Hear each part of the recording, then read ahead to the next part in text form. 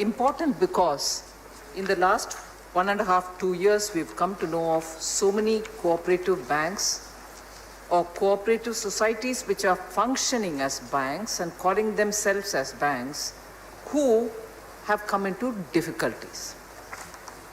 The oft-repeated example is of the PMC Bank, where there are others also. I come from Karnataka city. Bangalore has faced Guru Raghavendra, also a cooperative bank, which has had very serious difficulties. And in presenting this particular set of amendments, I wish to highlight and state upfront that this set of amendments to the Banking Regulation Act is being brought to completely protect the interest of depositors. And that is why there are only few amendments. But the amendments are coming in. With the singular objective of protecting the interest of the depositors. Protecting depositors by ensuring that we don't have any more such difficulties like the ones which are being faced by PMC-like problems. We want to bring in proper management. We want to make sure that they are professionally run.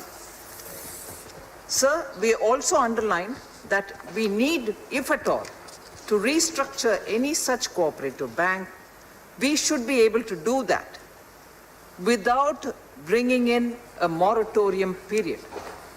When we bring this provision that they can be restructured without a moratorium, which is what is being obtained by amending Section 45, we are able to give a quick recovery, quick payback, and also make sure the interests of the depositors are kept safeguarded. Contrasting experiences which people will remember, depositors will remember, the public will remember, is the way in which the PMC solution is getting protracted when solutions will have to be offered to the depositors, as opposed to the way in which Yes Bank's restructuring happened. Within a matter of 2 weeks, everything was sorted out for Yes Bank, which was governed by the commercial bank rules, whereas even till today, the PMC Bank solutions are not completely emerging, thus putting the depositors into difficulty. Therefore, since the commercial bank restructuring could happen as a result of commercial bank rules being extended to them, they are governed by the commercial bank rules, and therefore some kind of solution was possible. Whereas commercial bank rules are not extended to cooperative societies which function as banks. And that is why here what we underline is this is not going to affect any of the cooperative societies' other developmental activities.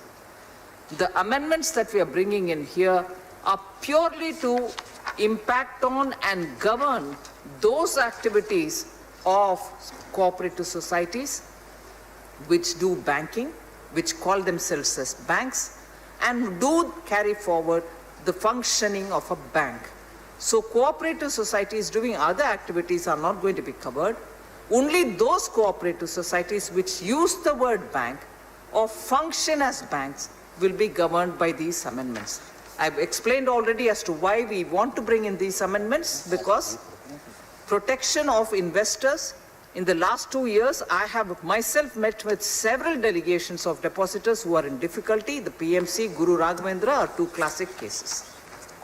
I want to also make it clear, sir, that this set of amendments shall not apply to primary agricultural credit societies or cooperative societies whose primary object or principal business is providing long-term finance for agricultural development. They shall not be covered by these set of amendments.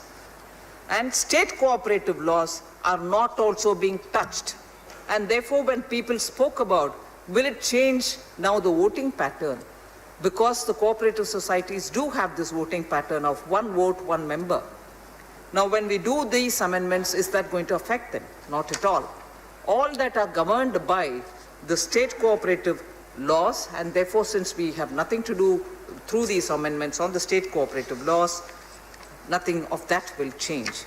So, although there are several other explanations that I can give justifying why we want to come up with this amendments, I think amply, many of the members have rightly spoken about it. I don't want to elaborate. But during the COVID period, we should kindly remember that during the COVID period, many cooperative banks have come under stress. Their finances are also being closely monitored by the regulator RBI, which regulates them from 1965 itself.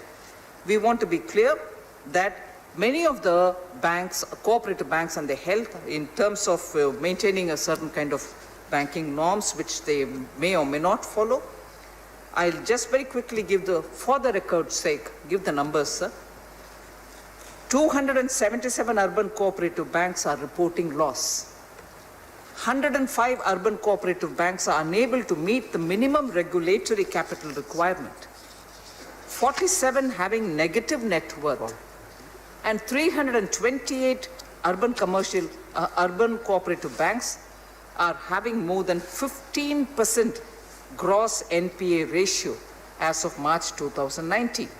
And with the pandemic setting in, this stress has also increased in both cooperative, with gross NPA ratios of urban cooperative banks increasing from 7.27% in March 2019 to 10% in March 2020. Therefore, these changes are very required, absolutely necessary to protect the depositors. And therefore, I appeal to you, sir, with all the members speaking, I thank all of them. Many of them have welcomed this. I'm indeed grateful to them. This is timely and required. You would also remember that the deposit insurance was also increased by us during the winter session, budget session probably, and insurance cover has also been enhanced. With this said, sir, I seek all the members' cooperation through you to have this bill passed. Thank you, madam. Since the statutory resolution and motion for reference of the bill to select committee not moved, I shall now put the motion moved by Srimati Nirmala Sitharaman to vote. The question is that the Banking Regulation Amendment Bill 2020